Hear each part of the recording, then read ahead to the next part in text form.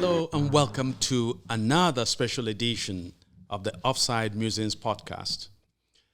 We regret that we were not able to come to you last week because I was actually traveling and I was out of the country. But we're delighted to be back, and on behalf of my co-host, Emeka Onyeagwa, it's such a pleasure to welcome you. In today's special episode, we're going to be looking at what I consider the quickly unraveling candidacy or campaign of the APC presidential candidate, former Governor Ahmed Bola Tinubu. Tinubu has had a series of what I will call disasters for his campaign, beginning with the loss of his party's candidate, in the Osun State governorship election, the embarrassing episode where the APC masks a few funny men with the togas of bishops and pastors to lend credibility to the Muslim ticket that Tinubu has decided to adopt. And there is also the fact that Tinubu's age continues to show him to be rather in poor health.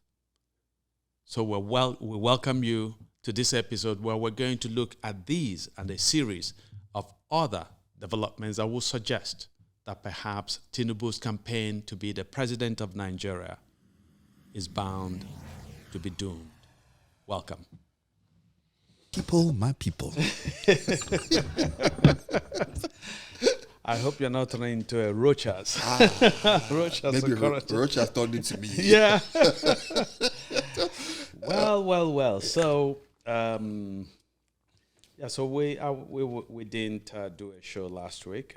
You were out to Europe, the Cain Prize. I was in Portugal with my wife, celebrating 30 years of marriage to an amazing woman. I want to be like you. You will be. Amen. And then from Portugal, and by the way, in Portugal, my wife and I spent a few days in Fatima, and then we went to Lagos, they call it. But a lot of Nigerians don't know that the Portuguese actually named the city of Lagos, Nigeria. We call it Lagos, it's the same spelling, but in Portugal, they call it Lagos. And so an amazing coastal city, and we had a wonderful time. And then from there we went to London, where I chaired the 2022 panel of judges for the Cain Prize in African Writing, which gives £10,000 to the winning short story by an African writer, a writer of African descent. And this year, a stunningly gifted Kenyan writer, Idza Luhumyo, won the prize this year. Yeah, so it was such amazing. It was a delight for me to be part of that process. But that's not what we're. I mean, it's good to hear about that. That's some positive. 30 years of marriage, Lagos. I mean, they corrupted Eko and called it Lagos, and now we corrupted Lagos back. Lagos. We corrupted Lagos, and we now call it Lagos. Yes. You know, see what happens. And the Cain Prize was very positive to hear. Yeah. Obviously, it pales in comparison to some of the things happening out here, but the things happening in Nigeria could give that a run for its money. Yeah. And I tell you something. Throughout our stay in Portugal, I couldn't help thinking about Nigeria, because here you have a country of 10 million people. Okay, so at the time that Portugal went around the world conquering massive populations of people, there were roughly 1 million people. That's all there were. So today, Portugal has a population of 10 million people. It's a relatively small country. My wife and I rented a car, so we drove. In fact, we arrived in Lisbon, the capital, just after 1 a.m. And we picked up a rental car at the airport and drove to Fatima. And then after a couple of days, we drove to Lagos, where we stayed a few more days and went to, visited some nearby coastal beach cities like Portimao, they call it. And we, it was, I kept thinking that this is not a wealthy country, okay? But this is a country where everything works, okay? Their roads, I remarked to my wife, were better than American roads. Of course, their facilities were world class, you know. You don't find the same kind of wealth of ostentation as you find in wealthy circles in America. But, and of course, you know, we talked to a few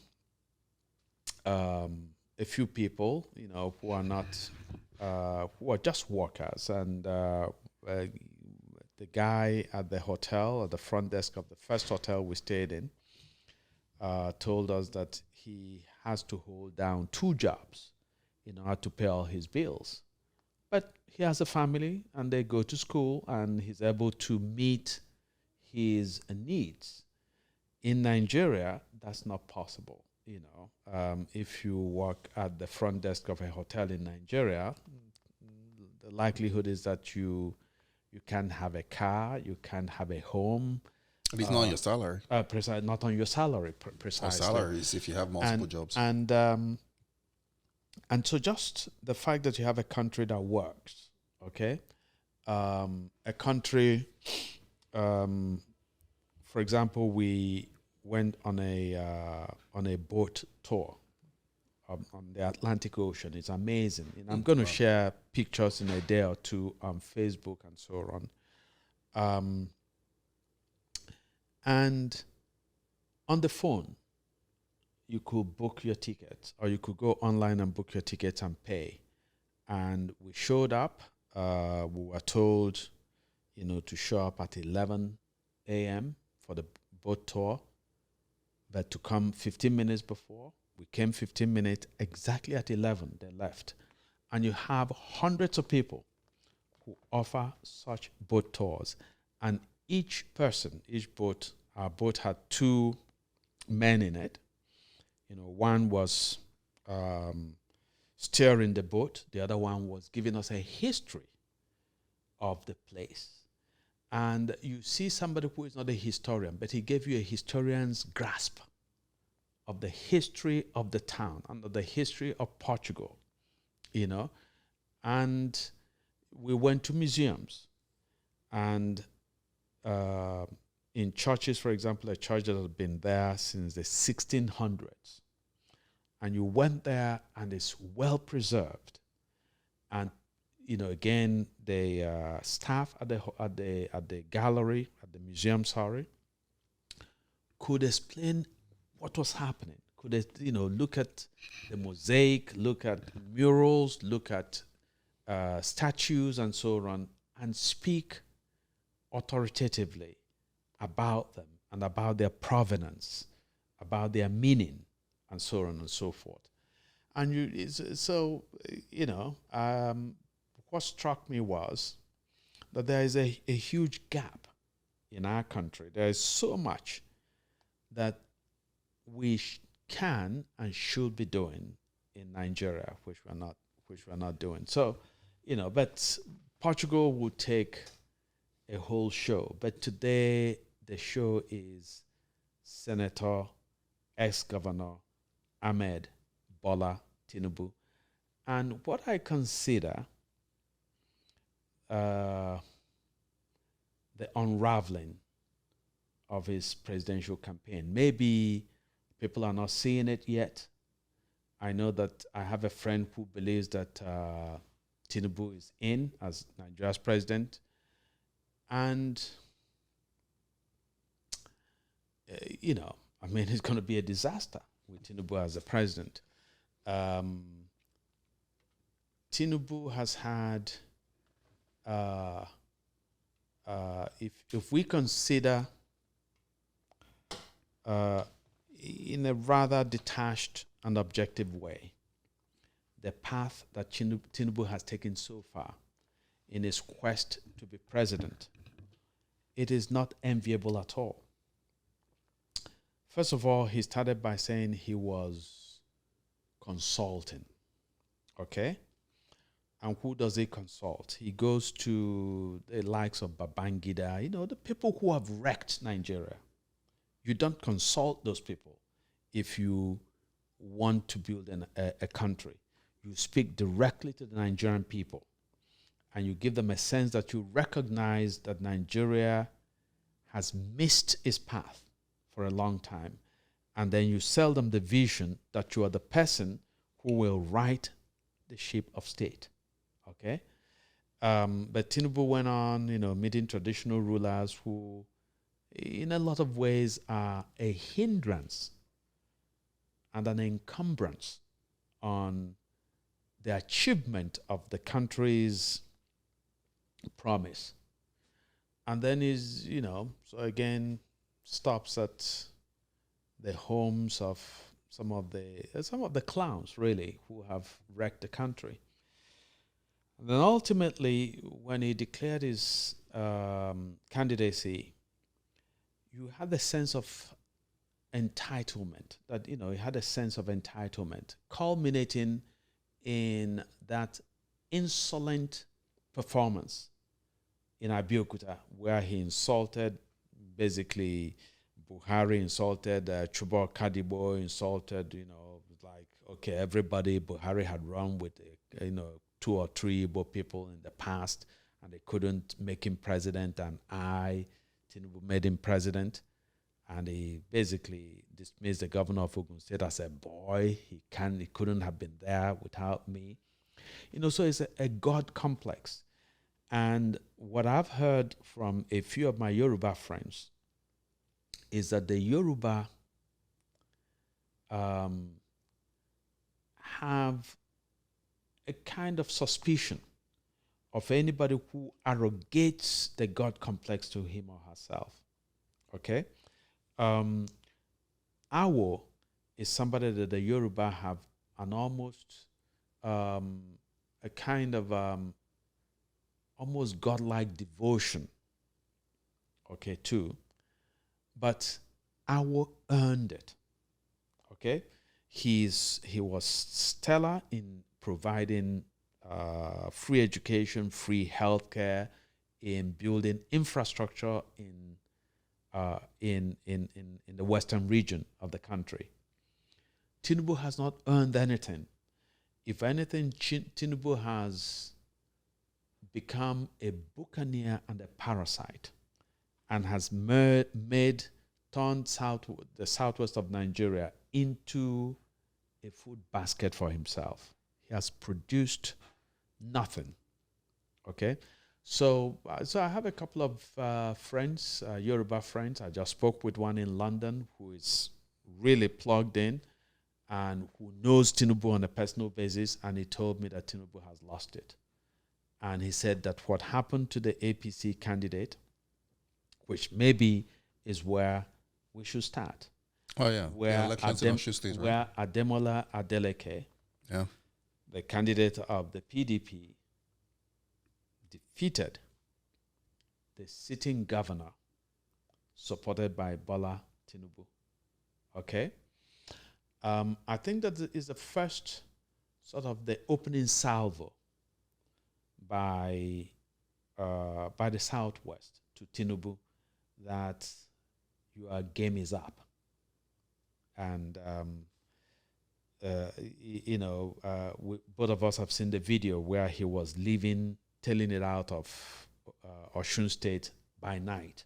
And I happened to run into Atiku.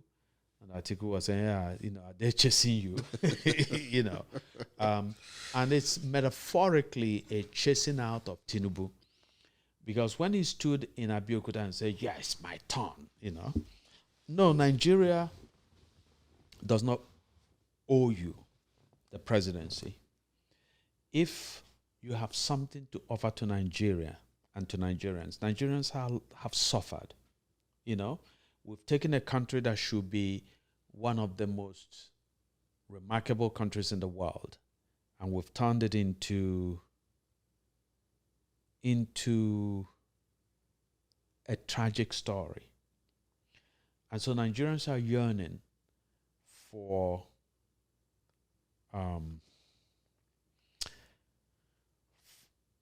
a long overdue, for a savior. And of course, the whole savior thing is a different story, right? Because we're not going to have a savior. There's no savior around, right? We are all going to save ourselves collectively. Nigerians have collaborated in the destruction of their country. They must work together. If we're going to have that country, and I've maintained that Nigeria is not an inevitable sacred space, it's not. But if we're going to continue to have Nigeria, and if we're going to save it, and we're going to make it live up to the promise that still exists within it, it's going to take the collective effort of Nigerians. It's not going to take one person. And that's why I say that the whole idea of the magic man is nonsensical. I don't know what your take. Yeah, I was just, you went on a little bit, but I was just like, listening to, chronicling the opening salve of this era of Tinubu, because, obviously he came in back in 99, Bobo Chicago, according to some. That used to be his nickname in Chicago. He was on exile. He had some stellar reviews by even none less than Wole Soyinka. I remember I watched that speech again. Well, I've forgotten what the function was, where he was talking about how Tinubu was was a real soldier during the Nadeko struggle, and how they had run away to this thing, and how they had come back, and even when he came back, this was Soyinka talking. His house was torn down, and he had to rebuild the large parts of his house. They didn't have where to stay, and Tinubu's wife, who he has made a senator now, sent cooking utensils and all that. These were stellar reviews of people who felt at the time. I'm pretty sure Soyinka doesn't have. I haven't listened to his current views in the last 10 years of Tinubu, but I'm pretty sure he doesn't even want to see the guy whatsoever. I'm pretty sure it'll be very interesting to hear what he thinks now. But that was the Tinubu of then. The Tinubu of then comes in so much discrepancies in his everything, his name, where he's from. Did he go to school in Chicago? He wouldn't even pronounce Which school did he go to? Which university? I always say this thing about all these guys that they went to this school, whether it was it Gali Nagba? Was it Nagba? Sorry. Was it the first speaker at University of Toronto? Who said he Salisu Buhari. Yeah. Salisu, right? Yes. So I always say this thing about all these people, right? Mm-hmm. The Constitution says all you need is a school leaving certificate, GED if you're in America, SSC. You don't have to have gone to University of Toronto or Chicago or wherever you went. All you have to do is produce. That SSC result. That's all you have to do. That's pretty much it. But for some reason, even to produce the SSC result in Tinubu's case and many others, they are unable to produce it. Nothing, zero. Whether they're hiding their age or their real this thing or whatever it is. Like, you can literally, right? Even if you're hiding all these things, age, location, you can go swear an affidavit. And then go and write a new SSC. That new one.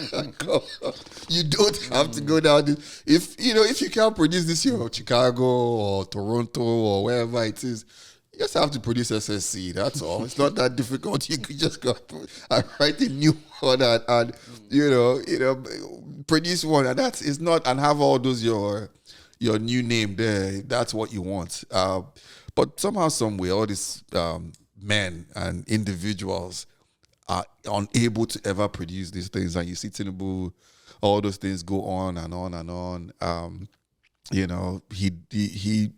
He started off as a populist in a way, challenging the constitution, the fraudulent 99 constitution in terms of the local government allocations, which Obasanjo then withholds Lagos State allocations for the 8 years he was in office and all that. You'd see that with Tinubu, right? And you get to find out at the end of the day, this is a man that just made Lagos State his personal property. Not just Lagos State, he actually went beyond Lagos State. Because what Tinubu did essentially is to carve out the Southwest as his fiefdom. Yeah. And he began to put in the governors and so on, and to reap financial benefit from those states. The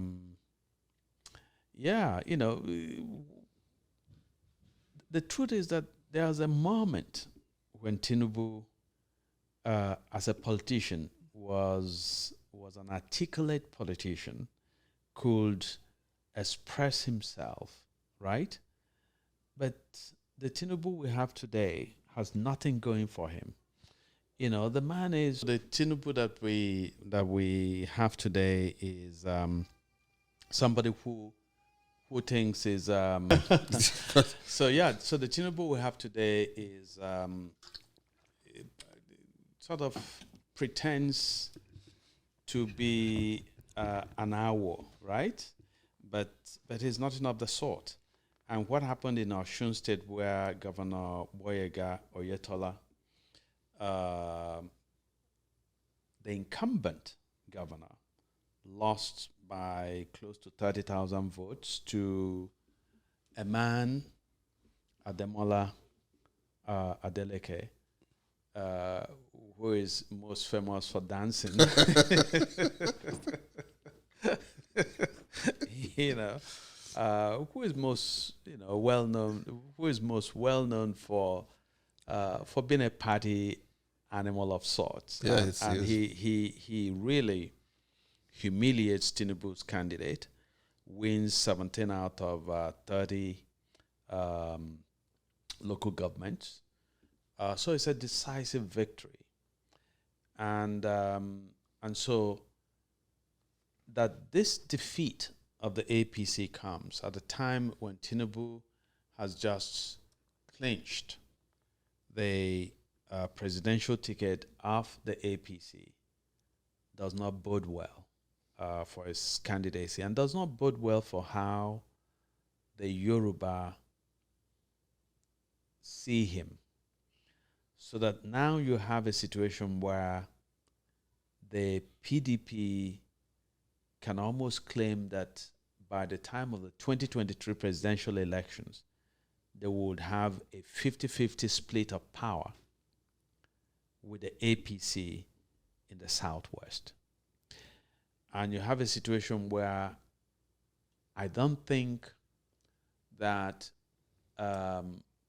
Ogun State, where the current vice president, Osinbajo, comes from, that the governor and Osinbajo, who were both basically humiliated by Tinubu, are going to be particularly enthusiastic about working for his candidacy.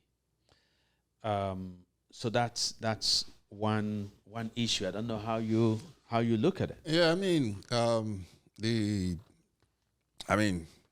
you could. There are ways to read all these things into it, but at the same time, I don't hit it too far, because at the same time, it's still a PDP person that won. However, the candidate is somebody who people can relate to.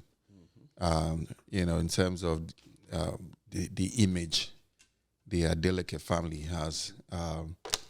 He's a guy who he actually did what he ran and he brought out his school sat too. He did exactly what this guy should do. He brought out his school sat when people said he hadn't completed a degree and all that. He brought out his school sat and then became a senator the first time, and he ran it last time. He lost. He came back here and finished whatever college credits he had left in Jackson State. He started out here in New York, if I'm not wrong, before they moved out to Atlanta. And he went there this time around, and like you said, he's more known to be a party animal. Absolute massive guy that wants to show there's fitness in ways that you can be obese and yet be nimble on the dance floor. Yeah, so he goes out there and hits the ground and appeals to actually, like it or not, even though he's the PDP, he did appeal to people. You watch his speech after the whole theatrics, even from the moment he was being announced, the videos. He brings out all the stops, his nephew, Davido, they all come there. And that's another thing. His nephew even comes out for him, which is, to me, it's detrimental to his career. No matter what happens, I don't see his uncle lifting people the way they would want. But I think, if for a lot of them, just like you said, Yorubas don't like to, generally speaking, from a spiritual standpoint, they don't like to abrogate anybody abrogating godlike status to themselves. So even though Awo is looked at as almost as a godlike status, in stature, Awo himself, you wouldn't find Awo himself going out to, take that mantle. Yeah, it's like in sports where, for instance, if I always use my analogies. If you think of a Michael Jordan, there's nowhere where Michael Jordan comes out to tell you he's the greatest.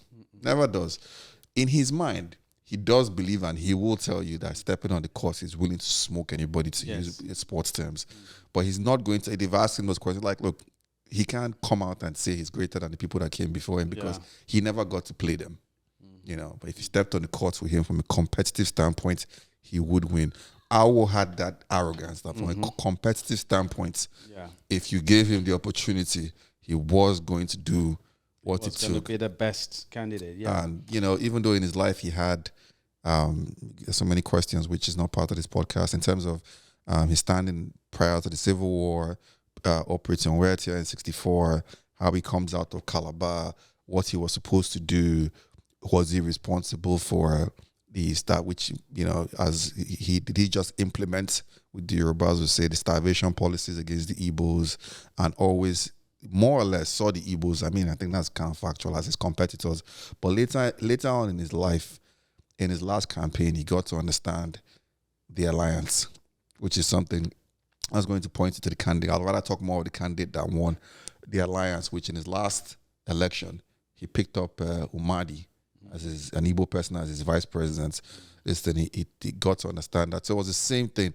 It was the way you'd look at Tinubu, the disparagingly, the attitude he had in Ogun State, not against the governor, against the political establishment, against Igbo people, the way he said these things, but you saw the guy that won, he came out the next day and spoke very decent Igbo. And, you were saying that Igbos have this thing when they see somebody speaking Igbo and all that, but, they start spreading the videos and all that. But in reality, you do have a man whose mother is Igbo. From all accounts that I know of, most of that family, they tend to actually gravitate towards that direction. But a man whose this thing is Igbo, who actually spent time growing up in Enugu, and then in his message, he's actually thanking Igbo people for supporting him. And you have to remember, whether you like it or not, or you jump up and down about it, Igbos are consistently, in every state in the Federation, are the second largest voting bloc.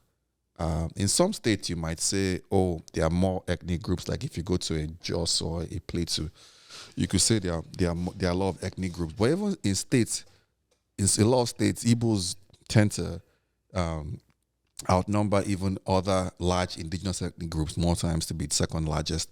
But even if you disagree, at least nobody would disagree that Igbos are the second largest non-indigenous. They're the largest non-indigenous group in every state, local government, place. So you can't walk in a real election, even with all the irregularities, actual ones that happen in Nigeria, the rigging and everything. The accounting votes, you are going to need Igbo votes. And these are even the ones that will tell you that they are Igbos. They are the ones that would be like they are not Igbos, who are ethnically Igbos from, every study that has been done. So you need those votes. You could see that contrast with the candidacy of Tinubu and his people. And going into it with Tinubu, and it's not to now get into ageism or anything. I don't believe you could have a 40-year-old who loses capacities. That's right. You see a man who is having a certain level of physical decline. It's not to make fun of him or anything. He doesn't, even in a Nigeria that anything goes, you've had multiple people now who are incapable of physically growing. I mean, we're going through that in America right now, but Tinubu is not the guy he clearly was. Whatever it is. I don't wish physical bad or illness or whatever term on anybody, but this is a man that clearly should tend more to himself at this point in time. Which is, it's a point which is a good place to segue to that, to the issue of his health, and then we'll come back to the ticket that he has orchestrated, a Muslim ticket, and the consequences of that. But to stay with Tinubu's health, I don't want to apologize about my take on this, right? As humans, we are more or less feeble today, vital the next day, until we get to a critical point in our lives where our health will tip in one direction, which is toward greater debilitation until death. Okay? So, the reason I don't want to apologize is that Nigerians have suffered too much. So I don't want to start saying I don't wish him ill or something. It is a particular kind of malice when somebody who is clearly in bad health, in poor health, as Tinubu is, wants to run a country as complex, as desiring of good, attentive, alert leadership as Nigeria is. Nigerians have suffered too much. Okay? We've gone through a Yar'Adua who spent much of his presidency basically looking after his health. Okay? When you have a country that is challenging, you should step aside if you are not physically fit. Okay? So Yar'Adua occupied space as president in Nigeria. And he allowed the precipitous decline of the affairs of the country because he simply wasn't up to it. When you don't have your health together, when you and I fall sick, and we do, we can't. I like to cook a lot. Okay? My children, my wife, they love my cooking. So, but when I'm sick, I'm too sick to cook for anybody. Okay? I'm even too sick sometimes to drink water if I'm offered water, right? So, if I'm sick and my family is expecting me to feed them, and I say, no, nobody else should cook. I'm the cook in this house, which anybody who knows me, you know me and you know. Very true. You cook a lot as well. Yeah, I do. And by the way, Nigerians think that men should not cook. Meet two men who love to cook. Oh, yeah.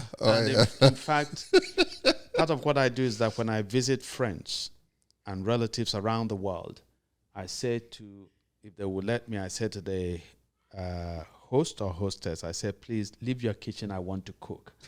Because cooking for me is such a beautiful thing. So I agree. That's something that Nigerian men, it's a scandal that Nigerian men think that is the office of women to cook. I love cooking in my house. I'm the main cook, okay? So get used to it. Okay, but let's say that I'm sick and one of my children wants to go and cook, or my wife wants to go and cook, and say, oh, no, you can't go to the kitchen, I'm the cook. I won't be useful to them because they will starve, because I'm lying there sick.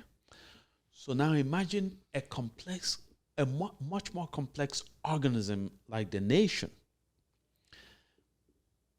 When your health is poor, but out of a certain sense of vanity or arrogance, you say, I must be the person running this space. It's malice, it's wickedness on your part. And I'm saying Nigerians have suffered enough.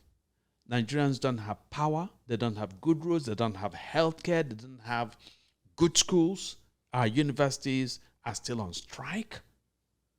Okay, we have nothing. And we need the kind of leadership that will think of how to create these facilities for Nigerians. If you are sick, you're going to be spending an inordinate amount of your time, usually in hospitals abroad. And that's another tragedy. Yar'Adua was sick as the governor of Katsina. He was sick. Did he then say, let me invest in healthcare in Katsina? No. He was using the resources of Katsina to take himself abroad for treatment. When he became president, did he say, let me create a first-class healthcare system in Nigeria? No. Just for himself. He will fly abroad to go get healthcare treatment. Go to Germany specifically. Go to Germany and then to Saudi Arabia and so on. Mm-hmm. Then Buhari came in, the same thing. This is prior to that, we had Abacha where... We had Abacha. I think it was the entire last year of his president. I think he was only seen 2-3 times. Precisely. So. So Nigeria has been wrecked by sick men who are sick in body and in their minds as well. In Tinubu's case, as in Buhari's case, I mean, you see Buhari, sometimes you ask him a question and he will start answering a totally different thing. That's mental incapacity, guys. Okay? Tinubu has missed several steps. Tinubu cannot go down Did you see the one where they were asking him about the party and he's like, All People's Congress Party. All people, yeah. So I mean, we have leaders. He ended up saying, Alliance for Democracy. Yeah. Instead of saying all people, he didn't even know which party, So the point is, here is a point. Tinubu, were it not for vanity or arrogance, should not have sought to run for the presidency. Tinubu is a man who is in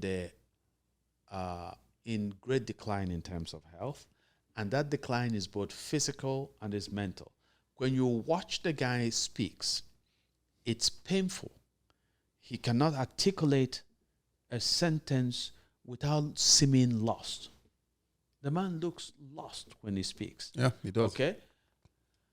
And so, so what I say to him really is, to the extent that you insist on running our affairs, I hold it against you. It's wickedness on your part. Because, Nigeria needs an attuned, alert, attentive, energetic leader.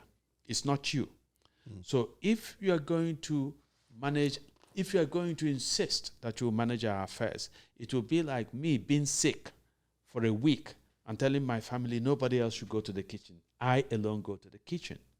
That means I'm saying to my family, you're going to starve for a week. Okay? And so that's wickedness on his part. So all I have to say to Tinubu really is Nigerians have seen through this. There is the huge viral video where it was alleged that he peed on himself. Okay? Now, it's not a crime. It's not a moral failing to be incontinent. The moral failing is to be incontinent, to be of ill health, and then demand that it's your turn to run the affairs of a people who have suffered for decades, who need to be brought out from this place of deprivation and of tragic suffering. Yeah, it's a country that has been reduced to literally the barest animalistic tendencies and all those things. I mean, it's just a guy that shouldn't be there. And I mean, this week we're talking about him, and subsequently we'll keep talking about each and every one of them. But in this case, it's like, of the three of them, because there are now three candidates, he's by far probably the worst. Give or take. And then you look at the events that happened this week. You look at all the things that happened. You look at a guy who, even in his illness, just like, to the last point you made, even in his illness, you look at his convoy, videos of his convoy passing and holding people in traffic for 3 hours. Yes. Again, arrogance. It's a guy who, and even amongst the Yorubas, that more often than not, the Yorubas would like to vote their own people generally, but even they are not interested in having him overall. And, segued into the arrogance parts, you'd see even in his choice of vice presidential candidates, which is the next thing we're going to talk about. Even in his choice of vice presidential candidates, you have him going to pick a Kanuri Muslim.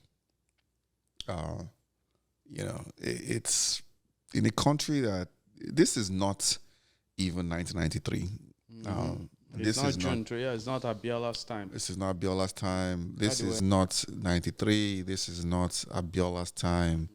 And even if you go back to 79, one of the biggest issues back in 79, back in 66,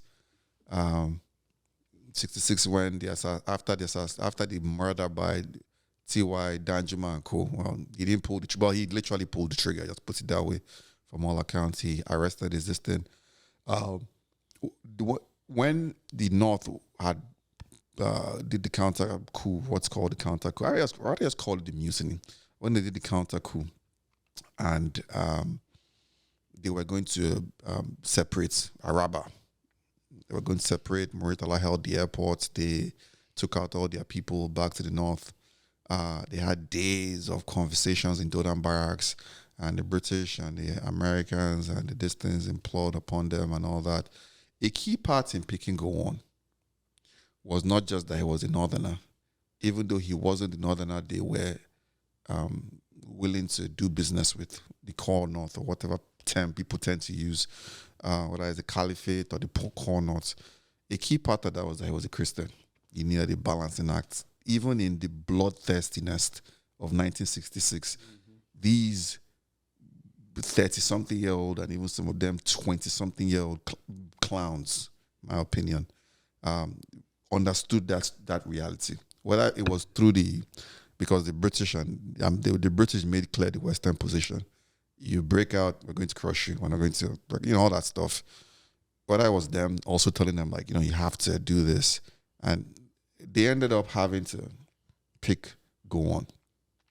And his unofficial number 2 was obviously Muritala. Unofficially was Muritala. But Gowon was, they understood that dynamic. You're sitting on a keg of gunpowder. The way people see things. You go into the north and the religious leaders, the father of Sheikh Gumi, all those guys that were beginning to gain popularity, and so that led up to the Matisene riots and all those kind of things. You keep looking at those things historically, and people they looked for a balance, because that is one keg of gunpowder. People talk of MKO and all that. MKO built mosques. MKO and Latifa Adebite were the ones that even put Nigeria literally in OIC, Organization of Islamic Countries, that tore the veil on the Babangida administration and showed just what they were, what they were doing, that they were all Southerners and all that. And at the end of the day, whether people like it or not, that was something that led the forces in the military to eventually truncate what should have been an MKO presidency. It was one of the many things. Even though MKO won, yes, he did. But having but in this era, having a Muslim ticket is, oh man, it's a keg of gunpowder out there. Yeah, and especially because President Muhammad Buhari has been particularly nepotistic. Has had a very miniaturized vision of Nigeria. It's like in Buhari's vision, Nigeria is it's a tiny thing, and he would consistently, when positions became available, Buhari inevitably chose a northerner, when he had to appoint memberships of boards and so on. He inevitably, his lists were dominated by northerners and so on, and northern Muslims, not so much paying attention to the minority ethnic groups, which and are quite those a few. ones aligned, Yes, from a religious perspective, aligned with certain clerics, yes, certain religious clerics. precisely. So and then with Boko Haram and the kind of menace they've constituted in the country, with the herdsmen crisis, where whole communities have been sacked by herdsmen, heavily armed, and almost with the tacit support of the political authority in the country. Nigeria is in a particularly fragile place, with the movement, IPOB, Indigenous Peoples of Biafra, their call for separation from Nigeria, with the movement, the Oduduwa movement in Yoruba land, asking for separation. So the country is so riven. Even in the middle belt, you so have riven, so divided. Those ethnic groups, they're all calling for, whether it's the Jukums and distance in Taraba, or the Thieves in Benue, or we saw Governor Orotom, if I believe I pronounced his name well. You see all these pockets, whether it's the Langtans people in Plateau. You have all these people are sitting down every day in Kaduna. Southern Kaduna feels completely submerged, not just in Buhari, but in El Rufaiism. You go to Niger, the little groups there, the Nupes, even Bangida's ethnic group, the Gwaris, a lot of them are feeling very uncomfortable. Very marginalized and so on. So the country is in a particularly tense, so you can say that the present is tense. There is present tension in the country. All right? A tension that has never existed to the same degree at any point in Nigeria's history. So for you to come from the APC, which has presided over this moment of morbid symptoms, what Gramsci will call, morbid symptoms in a nation, and then to go ahead and Is that Antonio Gramsci? Antonio Gramsci, One of my favorites. Yes. Yeah. You know, so for you to choose a governor who is not distinguished in any way. I mean, it was laughable for me to watch Governor Shettima declare himself and Tinubu as a dream team. You know, that's one of the things that Nigerian politicians are good at. They abuse words, you know, but that's a totally different thing. Let's not go there. So dream team.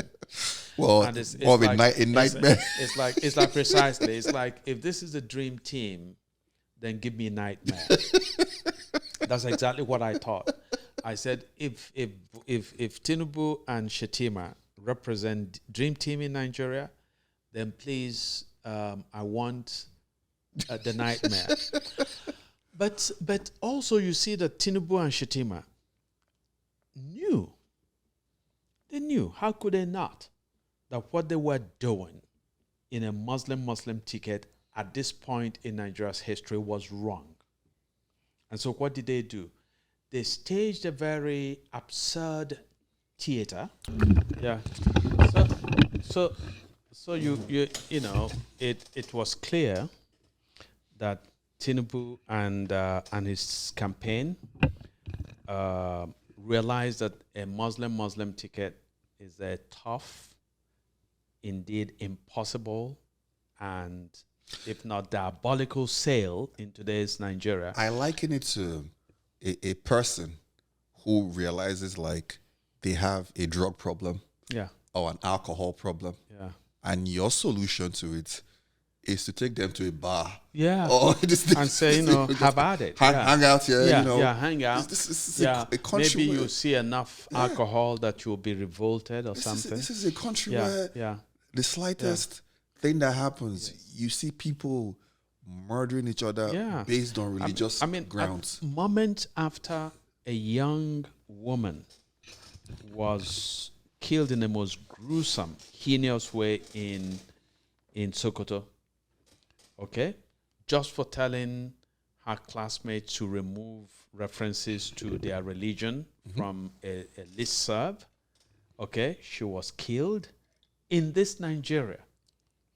You are bringing in, and you know, I mean, I saw a list. Okay, so after that, people now put forth the list, which we could get into the nitty gritty of it. But the main factor is governorship. So Christian, Muslim, Christian.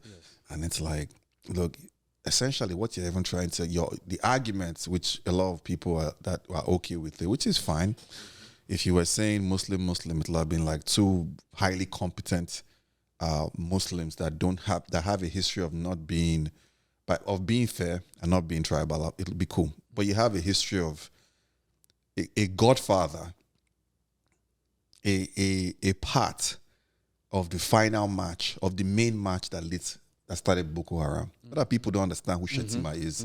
You know, the guy that was in the bank, banker to all these guys and hanging around. I'm not even talking of his private affairs, public affairs. You hear all kinds of private things, which I can't really verify. But what we do know is that he was part of the Ali Modu Sharif train. That's absolutely. That lit Boko Haram. That's factual. That's not even this thing. You have another guy who is, he's everything we've said and a lot more. I mean, if you wanted to sit down and talk about factual things about Tinubu, the man is a gift that keeps on giving. But his fans are his fans. You know, he has his good sides. He takes care of his people. He gives you his word. He sticks to his word. Not for the benefit of society. No. Or for the benefit of enriching certain people that he has classified as a goal. Yeah. You know, these are just, and then people brought out that list and they're showing, and it's like, governor this, governor, and it's like, okay, cool. I could point out like basic things that happen, like in the Nasarawa that used to be Christian, and then Christian it should have been like a Christian, but it's turned to like a Muslim Christian. When the numbers don't support that and the elections don't show that they are fair enough, you could go to other states, Kaduna, that should really be Christian or most, but now it's like a Muslim, and they're like, well, the Christians that don't even exist as far as they're concerned. Adamawa has the same problem where Atiku ended up having a problem by handing over to a Christian when he became vice president as Bonnie Haruna. Became problematic in the States, where you have these kind of things. But even upon all these instances that you can put and peel and show, you're like, well, it's even, or it's, you have more Christian governors and this thing. And I'm like, this is almost certainly in spite of a lot of things. Yeah. And, but it's neither here nor there, but it's just in this era. Yeah. With the kind of leadership from the top. And to compound this really atrocious decision that Tinubu has made, his campaign then arranges for a troupe of clowns to be decked out in clerical garments, and to pose as bishops and priests and pastors to lend a veneer of legitimacy to something that was otherwise politically shocking to a lot of Nigerians. I think what happened to the background to that first was that the Christian Organization of Nigeria, which is largely the umbrella body of most of the large, well, if not all of the Christian, but the majority of them said, no, this is not,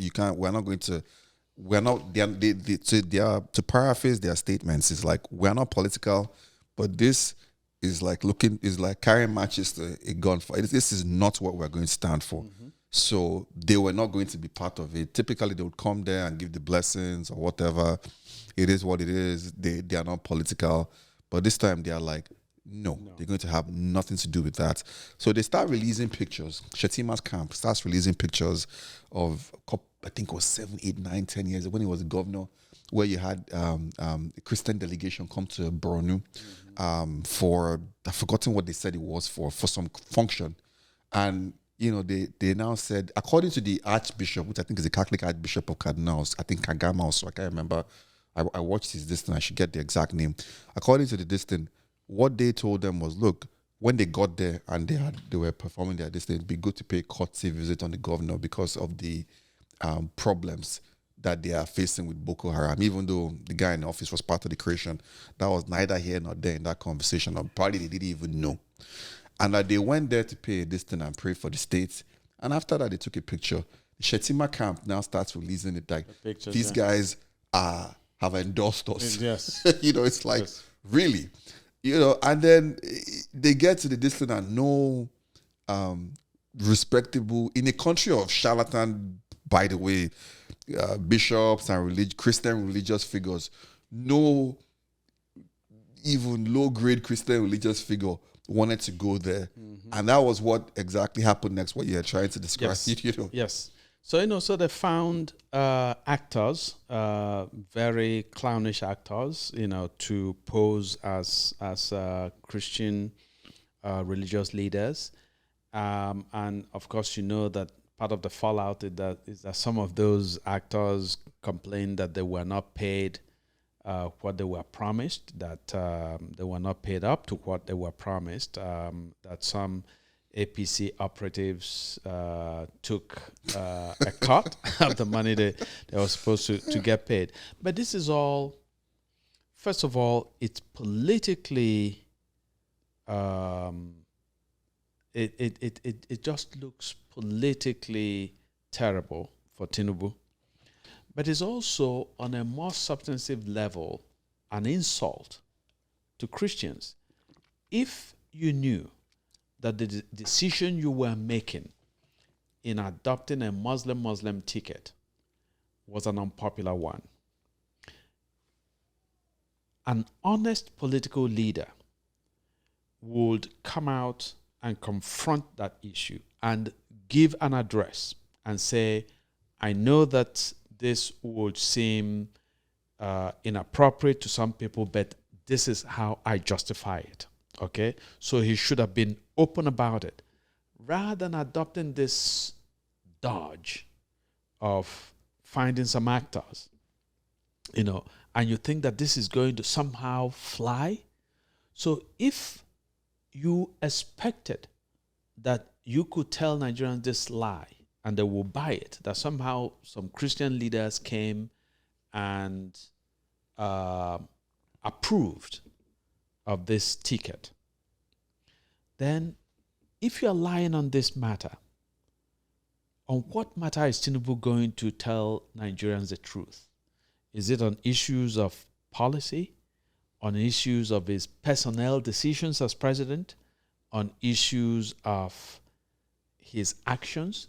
And by the way, so this fits a pattern. Okay, so Tinubu, we don't know, as far as Nigerians are concerned, objectively, the man we call Tinubu is a fiction. We're not sure that his name is Tinubu, Bola Tinubu, right? So we don't know his name. We don't know where he went to elementary school. We don't know where he went to secondary school. For that matter, we don't know the year he was born. We don't know who his parents were. We don't know so much about him. Yeah. And so you compound it with showing Nigerians now that you believe in make-believe. Yeah. Okay? So, again, for me, I respect a leader who, having taken a controversial decision, says, I'm going to confront it. I'm going to go before voters and Nigerians, and I'm going to address them to explain why I made the decision that I did. If you are constructing a grand deception, okay, then it means that you understood all along that you shouldn't have made the decision you made, okay, that a different decision was wiser, was more prudent, was more called for. And so I think that when we consider the outcome of the Osun state elections, when we consider the fact, by the way, which we haven't got to, because I think that ultimately that even though Tinubu had a decisive victory in the APC primaries, decisive because he bought it, he purchased it.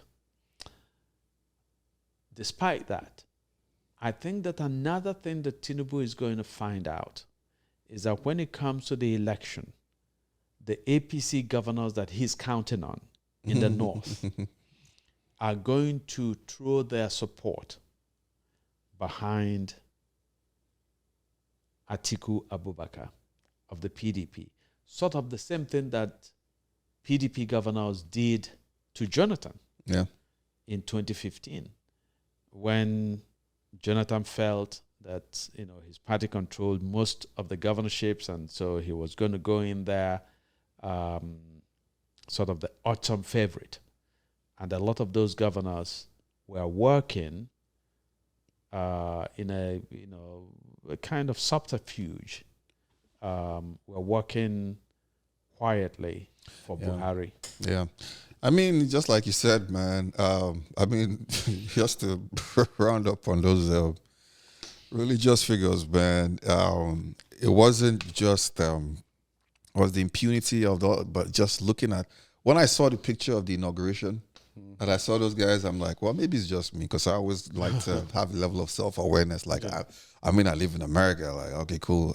These guys look really, they look really interested to me. Just because, but I was like, all right, let me, maybe it's just me. The way they were walking, and some of them were covering their faces. I said, the way they were dressed, the dresses were not even ironed or fitted. They look. I was just like. It's like, I like to have that self-awareness. I live in America, I get, first world problems, irony. I was like, okay, I went back, I took a look at bishops of this thing, the guys that are running now, whether it's Pedro Martins is leading now.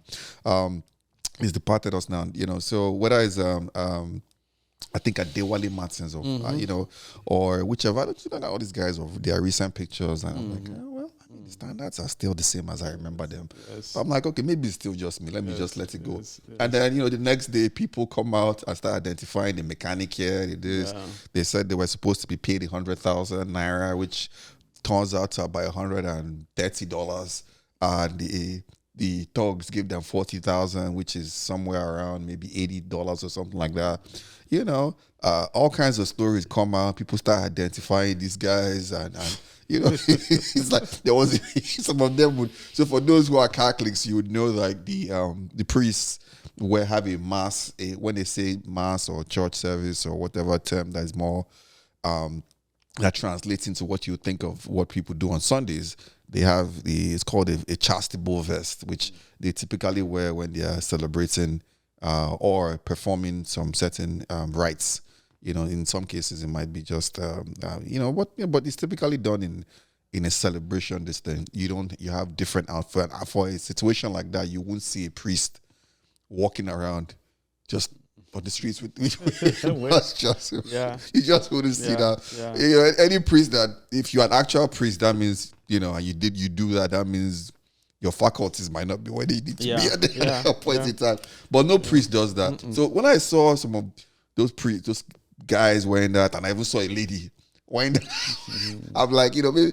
So to get to it, and it's something that when people had asked me before the primaries, they asked me, I said, look, to get to where things are with Tinubu, when people had asked me before the primary, I said, look, what's going to happen is this: if the North has decided on Atiku, then Tinubu will be the candidate. Yeah. I said that before. If the North has decided that Atiku will be the person for them to support, then Tinubu will be the candidate. There will be little to no resistance. The man that they want Atiku to defeat. It seems like those around him who really want him to lose even more have first things first. I'm not even getting to the ethnic divisions between Kanuris and what has become the Fulani Caliphates. They don't even see eye to eye. And for those who don't even understand the dynamics of what happened in the 93 elections, you had Abiola and Bagana Kingibe, who was actually a Kanuri, but from Kano. So he was more like a Fulanized Kanuri. And then you had what they call Bashir Tofa. Yeah, Bashir on Tofa. The other side, who was also another Kano-ish. So if you had seen their steps, you would know how much they wanted to align to North Central and Northeast Fulani, whether it's the Zungeru Caliphate people, whichever side, but down to Sokoto. They approved this then. A typical Kanuri person has a problem with the caliphate. There are all kinds of these things which we could always go. But then you also have people who have now pushed him to make sure that any chance he has of getting those, he's going to lose. Yeah. He's going to lose the Southeast. He's already annoying his own Yoruba people. Even the Kanuri people is a question mark if the Northeast, which is like Borno, Adamawa, Yobe, Taraba, all these places. I could pretty much tell you Taraba and Yobe is probably a no, because Taraba is largely Christian. Even has a Christian governor. I think even a Christian deputy governor. Yeah, I could pretty much tell you that that's probably not going to work out for him in that direction. So it's almost like somebody. I don't even think he's trying to lose. I think he has the arrogance of thinking he's going to win. But I think people have put out a real road for him to lose, undoubtedly. I mean, part of it is, I think that what you just said is true, that there is clearly, without him knowing it, even within his party, that there are people who are already telegraphing his loss. But I think that much of Tinubu's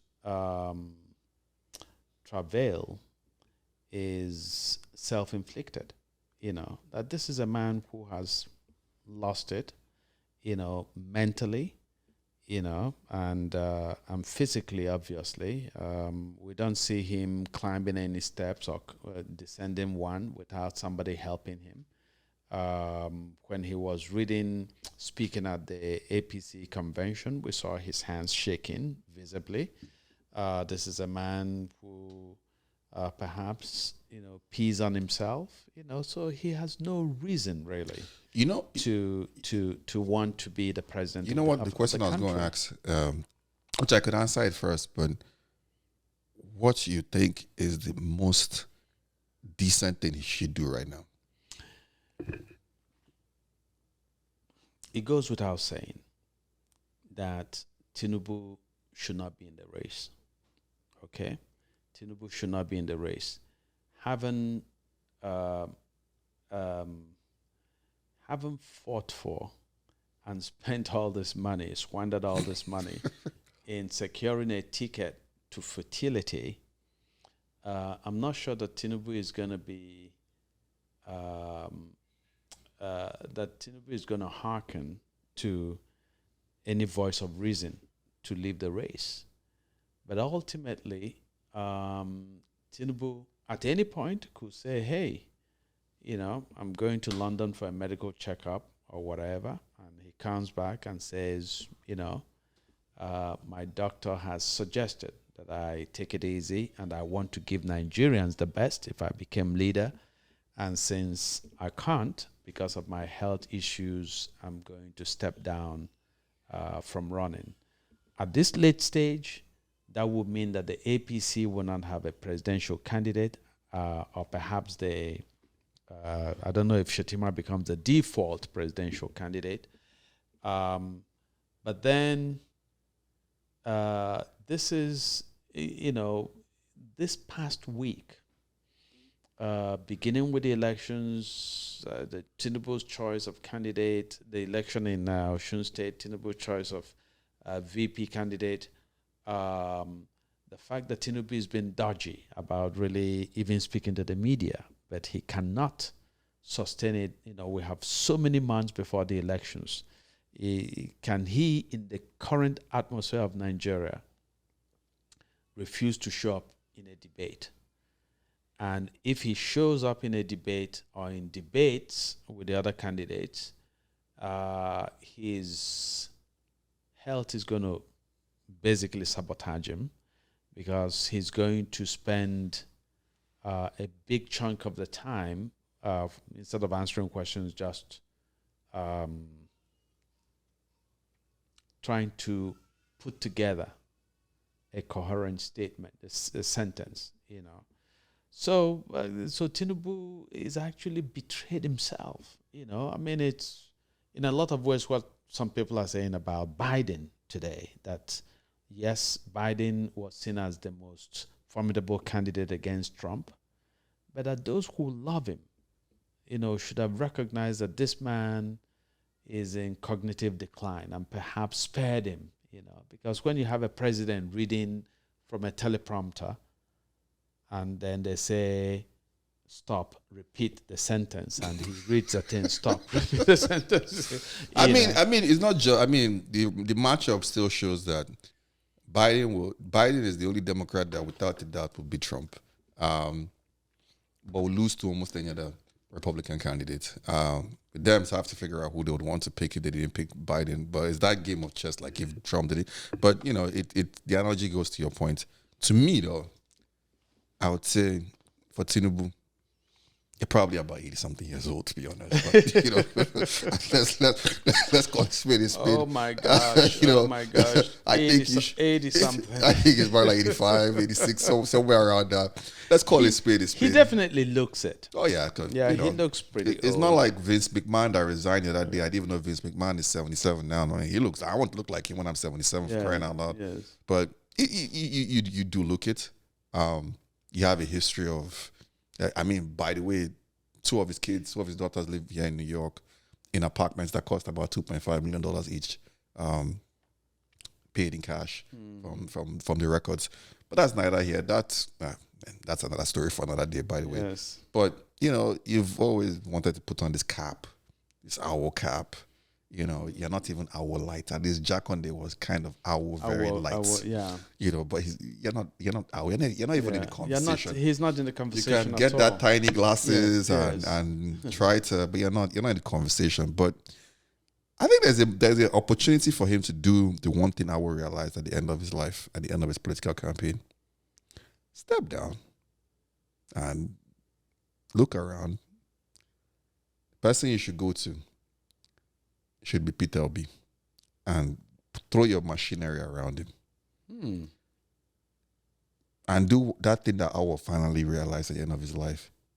No matter how you feel, whether the Yorubas or where this or whatever you feel about the superiority of Yorubas, which some of it is just pest with us, but that's neither here nor there. For the progress of, short of his possible civil war, another real civil outright war in Nigeria, for the progress of the Yorubas, if you align those two stars, the Yorubas with the Igbos, every other minority ethnic group in the South will almost 190% fall in line. And I can go through it on how those who say they're not Igbos, why the Wikis were actually Igbos, and how the Igbos control not just the Ahoda going down into Bayelsa, all those things. You align those stars, and you now start using those, healing those, they are not Igbos, or those who are the people who are aligned politically with the Yorubas, even people like United Middle Belt Congress, the TVs who are complaining, the Southern Cardinals, and form a intelligent alliance that wants to sit down and do good, actually wants to do good, start giving Nigeria a roadmap. That might be one stroke of a pen that might not just erase the nonsensical thing that he did by supporting Buhari or making sure Buhari won. Because at the end of the day, they were the Southwest was the last key to the puzzle. It didn't matter whether the APC governors were supporting Buhari or not. The domino that eventually put Buhari in office were the votes from the Southwest, right?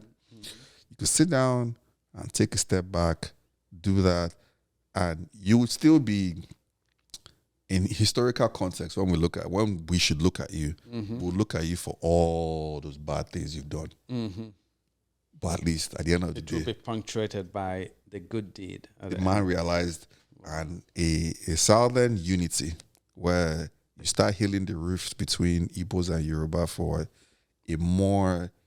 a south of purpose. You don't have to go there and hug people and lovey-dovey and all that, but a south that says, hey, we want the people in the south to not just be successful overseas, which a lot of us that get moved to different countries are, but to be able to be successful within the country and within the region themselves. But, just like you said, don't hold your breath, man. Yeah. I'm intrigued by your prescription. Really, really intrigued. There is no confidence at all here that Tinubu has the grace, the wisdom,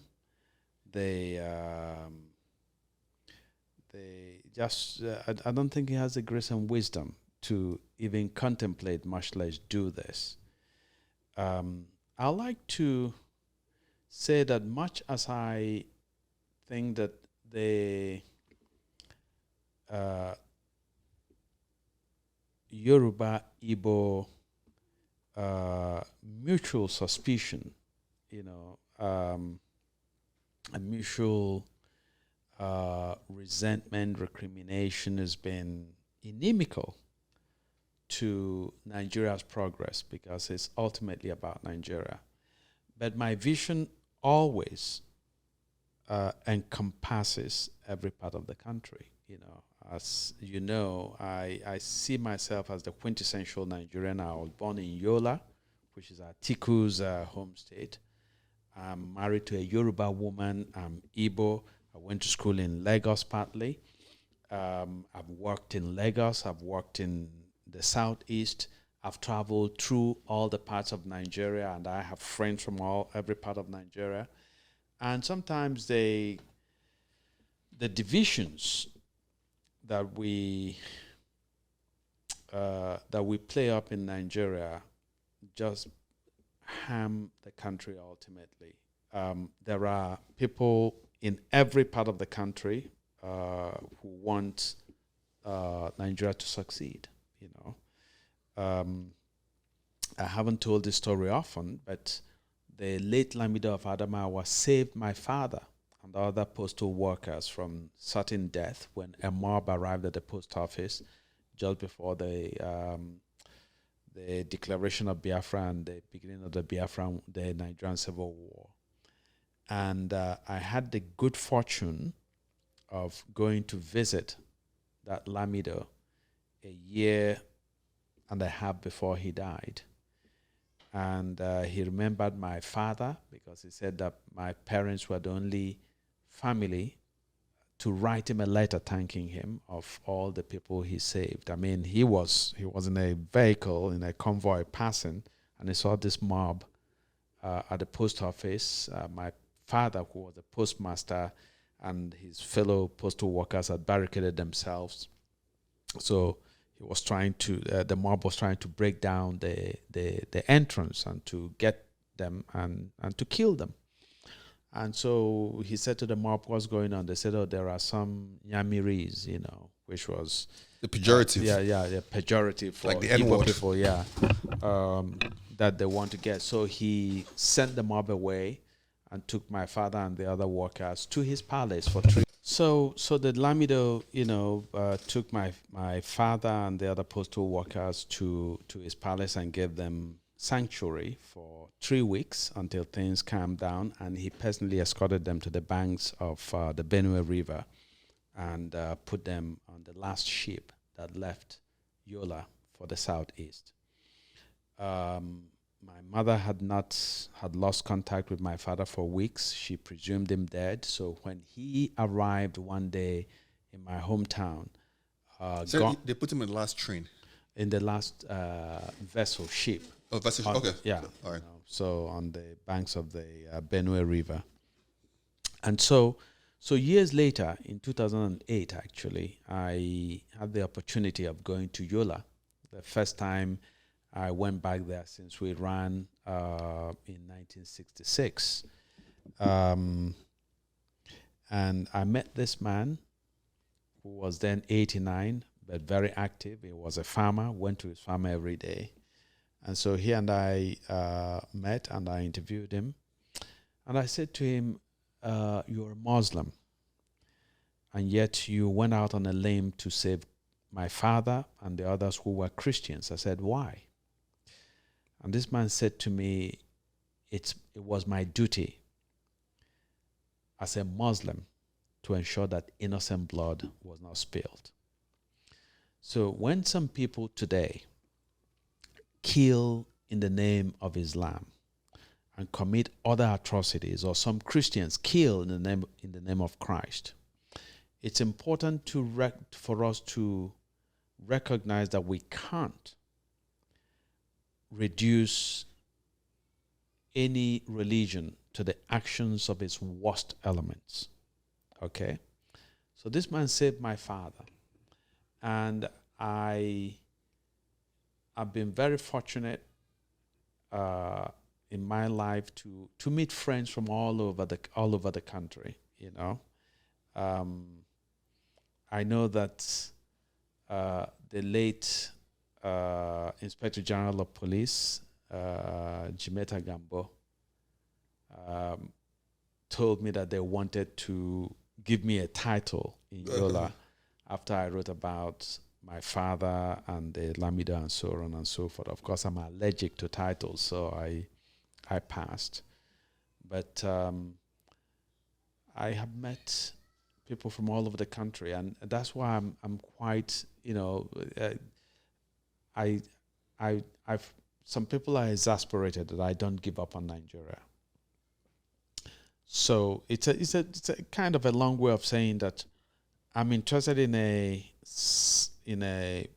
South-South coalition, but ultimately we also have to have a broader coalition of elements all over Nigeria, in the north, northeast, northwest, north central, in the middle belt, in the southeast, southwest. I don't call any place south because that's south thing. I could say Niger Delta, but south is such tautological nonsense. You know, you don't have north, east, west. You know, so south is means nothing. It's only Nigerians who can, I think, invent whoever came up with that name was just so scarred by the Civil War. And it's just So we should, and it is possible. It is possible to achieve a country of patriots who are willing to work to create a space that we can all be proud of. But much as I'm confident of that, I also recognize that perhaps it's too late. And if it is too late, what I say to people is then we should go our separate ways. Agreed. And we should go harmoniously so that tomorrow, as they say, if we see each other, we go greet. Yeah. You know. Yeah. So, but just to say, right, the reason why I said that would be probably the best is this. It's one of those things where if you look at Nigeria, something that has led, in fact, to me, the biggest thing that has led to the reduction in quality political directional conversation, right from the formation of Nigeria and the period, not even after the formation, we're talking about the periods where the British time was running out. Time was running up on the British from the 40s, where they went to the Constitutional Conference and those things where you talk about the rivalry between what became the rivalry. You know, the Yorubas would have a different conversation, others would have a different conversation between Zeke and Awolowo, and you keep going down towards that. And then what ends up happening when Zeke ends up in Eastern a couple of years later, from the fracas in Ibadan in 52, when Zeke ends up in 57, on seating, I think it's Abi was his name. I can't remember. You know, those things reduce, you go on and on and on, and even till today, down to the common man between the Yorubas and the Igbos. The level of conversation that we should be having, that we can't even see, that largely Lagos is what it is because of that collaboration. But people would disagree and say, but if you just look at it from a neutral perspective, and you're like, when Igbos and Yorubas can talk like the British and Americans have gone about the world doing some good and a lot of terrible things, mostly terrible things, it's typically in unison. It's typically because these two can talk. And because we never sit down and want to see eye to eye, the level of this thing has gone all the way to zero. And it's not that if that conversation happens, it's going to be like, oh, a Yoruba one, a Igbo guy too. No, not necessarily. It could be a Benue guy and a BBO guy. But the thing is, you're going to have a better representation of a better political representation. Even if the country is going to split up. Even if the country is going to split up, you are going to need these two people to sit down and have a respectable, looking at others in a more respectable manner, not condescending manner. Yep. Which is something that doesn't happen. Sure. So the level of this thing is just reduced animalistic conversations at best. You know, very. And I'm not even talking of at the top. I'm talking of everyday human beings. Absolutely. Yeah. I grew up in Lagos. I view myself as a Lagosian, but I'm from Enugu. Both my parents are Igbo to the core. Families Igbo, all that. Wife, you know. But you sit down and you have these conversations. I'm telling you, man. I'm talking of like the regular people. Yeah. Regular Yoruba guys talking about how he wants to date Igbo women because he's capturing Igbo women. It's like, bro, really? Is this what your conversation has been reduced to? Yeah. You know? But that's the way a lot of, or vice versa with, you know, that's the way a lot of these conversations I have been reduced to. You just want to inflict some level of meh on, as we say in Nigeria. Yeah, well, So, I understand that, and it's every ethnic group in Nigeria participates in that. well, not when the largest two of the largest four. Yeah. So, but what I'm saying is that ultimately we have to cultivate, because this is a failure of our first leaders and our contemporary leaders to really build a sense of the country. So you see Nigerians become Nigerians at a few rare moments when there is a football match involving Nigeria. Every Nigerian wants. There's nobody who has an Igbo man about to score a goal against Angola and says, "Oh, don't score because you're an Igbo man." You want the Igbo man to score. Yeah. An Igbo man watching a game, and an Hausa a football player representing Nigeria is about to score against Portugal. We say, "Please score the goal," right? Of course, sometimes if you miss the goal, they say, look at this idiot. If it were an Igbo person who was there, a Yoruba person would say, if it was this Yekini, our man who was there, I would have scored that thing. But ultimately, we have to, those of us who are enlightened enough, have to insist on the best part of ourselves. So as I said, I'm married to an American Yoruba woman, right? Her mother is American, her father was Nigerian. And I have bad stories on both sides about this. There are some Yoruba people who start attacking me, whenever I write a column, when Obasanjo was president, I'll write a critical column on Obasanjo. And they will say, Igbo and so on and so forth. They'll think that I'm writing, criticizing Obasanjo, not because he was a bad leader, but because he was Yoruba and that I was Igbo. And then they found out, I was married to a Yoruba woman. And then they become more sympathetic to my columns, right? But I said, there is always an objective ground. Obasanjo was a terrible leader in Nigeria, okay? And Obasanjo happened to be somebody I was close to. He came to my traditional wedding. I visited Otta Farm twice to visit him, okay? But I have a principled position on things. If you are a friend of mine and you take public office and you are a disappointment, I register my disappointment publicly, okay? And then, of course, some Igbo people found out, I'm married to a Yoruba woman. Okay. So when I criticize Jonathan, they will say, he's married to a Yoruba woman. And it's ultimately, the shame is that a lot of our people who have gone to school, have certificates, are really not, in my view, educated. Or if they're educated, they are not enlightened. Because there is this inability to be objective, in dispensing critical judgment. Okay?